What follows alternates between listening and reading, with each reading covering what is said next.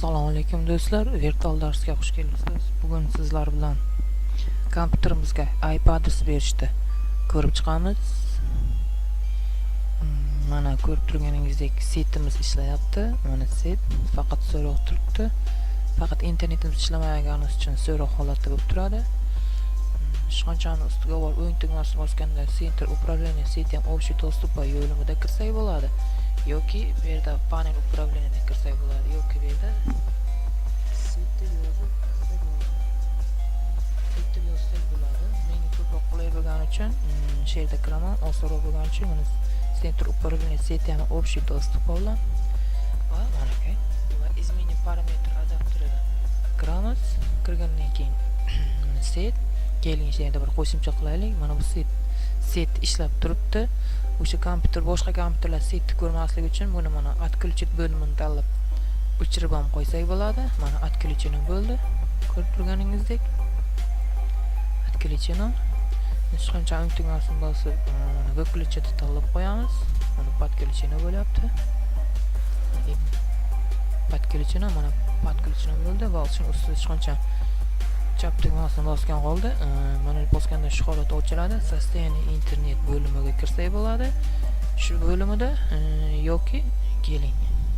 Mana bu yerda internet bo'limi ikkalasidan bitta yoki bundan kirib bunga kirgan bitta narsa yo'q, bu bilan bu kirgan bitta narsa hisoblanadi. Shuning uchun mana svойствоga kirgandan keyin IP versiya 4 shunga bo'limga kiramiz. Bo'limga kirgandan keyin mana IP adresimiz yo'q kompyuterda. Va использовать следующий IP adres. IP adresini o'zimiz IP adres tanlaymiz. Endi o'zim keyin bilan o'chirib qo'yaylik.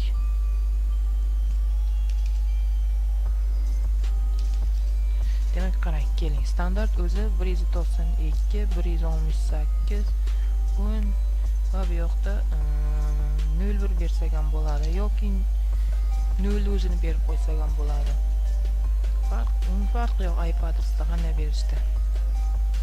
Okey deb bossak bo'ladi. Ukazendas maskani kiritishimiz kerak. Mana maska kiritilmadi, maska va okey. Mana IP adresimiz bo'ldi.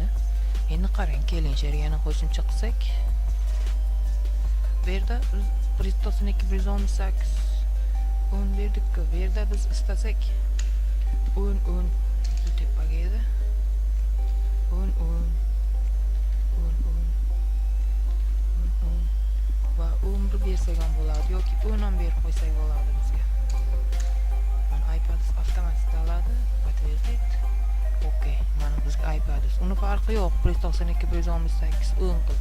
Biz istagan IP adres berishimiz mumkin. Faqat kompyuter set qilgan paytimiz oxirgilarini har xil qilamiz, shtobi bir-birini ko'rish uchun. Ikkita IP adres bitta kompyuterda ishlamaydi. Mana подтвердить. Okey. Kompyuterimiz ishlaydi, endi bir-birini ko'radi. Mana shu holatda bo'ladi.